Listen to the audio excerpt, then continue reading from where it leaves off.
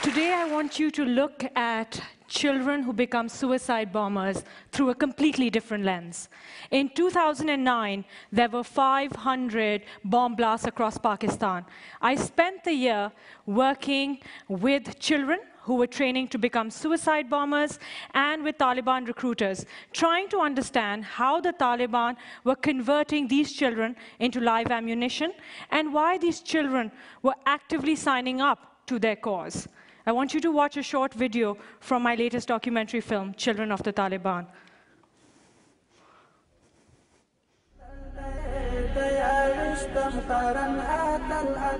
The Taliban now run their own schools. They target poor families and convince the parents to send their children. In return, they provide free food and shelter and sometimes pay the families a monthly stipend. We've obtained a propaganda video made by the Taliban. Young boys are taught justifications for suicide attacks and the execution of spies. I make contact with a child from Swat who studied in a madrasa like this. Hazrat Ali is from a poor farming family in Swat. He joined the Taliban a year ago when he was 13. Taliban किस तरह आपके इलाके में नौजवानों को दावत देते हैं लड़ने के लिए? जी दो अवल वर्तलाश जुमात के सराव गाड़ी बे चराव गाड़ी से खबर वर्तो की बे दागे न पस तरबियत लेबूजी अलतब तरबियत की वर सादिस मादिस वर्तो हुई सादिस मादिस. He tells me the children are then given months of military training. Machine शो क्लाशनको जरके शो अबल लाओं तकी और यो रॉकेट लॉन्चर ग्रेनेड बम बस दा देर पर वो चीज़ इस्तेमाल हो तो काफ़ी होता पर मुंग पर काफ़ी इस्तेमाल हो बेद आगे न बाद चे द पिदाई द गाड़ी हमले चल ट्रेनिंग वो खाई. आप फिदाई हमला करना चाहते हैं? अल्लाह तौफीक राकुम बेवकूफ़. I, in my research, have seen that the Taliban have perfected the way in which they recruit and train children. And I think it's a 5-step process. Step 1 is that the Taliban prey on families that are large, that are poor, that live in rural areas. They separate the parents from the children by promising to provide food, clothing, shelter to these children. Then they ship them off hundreds of miles away to hardline schools that run along the Taliban agenda. Step 2, they teach the children the Quran, which is Islam's holiest book, in Arabic, a language these children do not understand and cannot speak. They rely very heavily on teachers who I have personally seen distort the message to these children as and when it suits their purpose too. These children are explicitly forbidden from reading newspapers, listening to radio, reading any books that the teachers do not prescribe them.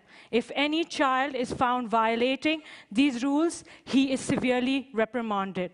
Effectively, the Taliban create a complete blackout of any other source of information for these children. Step 3, the Taliban want these children to hate the world that they currently live in. So they beat these children. I have seen it. They feed them twice a day dry bread and water. They rarely allow them to play games. They tell them that for 8 hours at a time, all they have to do is read the Quran. The children are virtual prisoners. They cannot leave. They cannot go home. Their parents are so poor, they have no resources to get them back. Step 4, the older members of the Taliban, the fighters, start talking to the younger boys about the glories of martyrdom. They talk to them about how when they die, they will be received up with lakes of honey and milk, how there will be 72 virgins waiting for them in paradise, how there will be unlimited food, and how this glory is going to propel them to become heroes in their neighborhoods. Effectively, this is the brainwashing process that has begun. Step 5, I believe the Taliban have one of the most effective means of propaganda. Their videos that they use are intercut with photographs of men and women and children dying in Iraq, in Afghanistan, and in Pakistan. And the basic message is that the Western powers do not care about civilian deaths. So those people who live in areas and support governments that work with Western powers are fair game.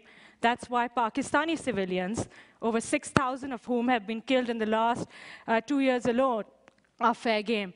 Now these children are primed to become suicide bombers. They're ready to go out and fight because they've been told that this is effectively their only way to glorify Islam. I want you to watch another excerpt from the film.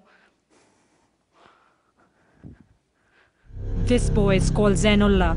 He blew himself up, killing 6. This boy is called Sadiq. He killed 22. This boy is called Masood. He killed 28. The Taliban are running suicide schools, preparing a generation of boys for atrocities against civilians. आप समझते हैं कि आप कभी फ़िदाई हमला करना चाहेंगे?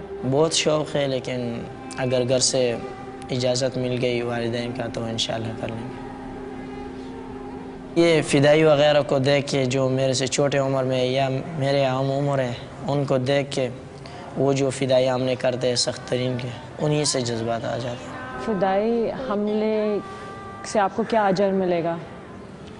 फ़िदाई हमले से तो ये अजर मिलेगा कि क़यामत के दिन अल्लाह ताला पूछेगा कि तूने क्यों ऐसा किया है।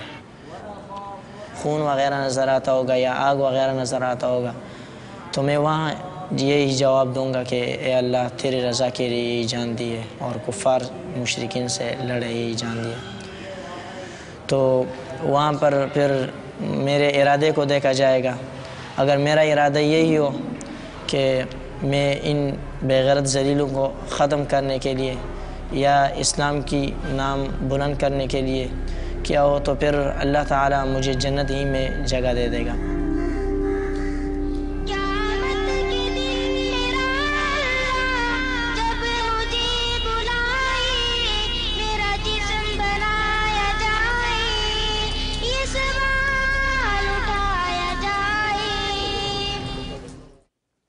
I leave you all with this thought. If you grew up in these circumstances, faced with these choices, would you choose to live in this world or in the glorious afterlife? As one Taliban recruiter told me, there will always be sacrificial lambs in this war. Thank you.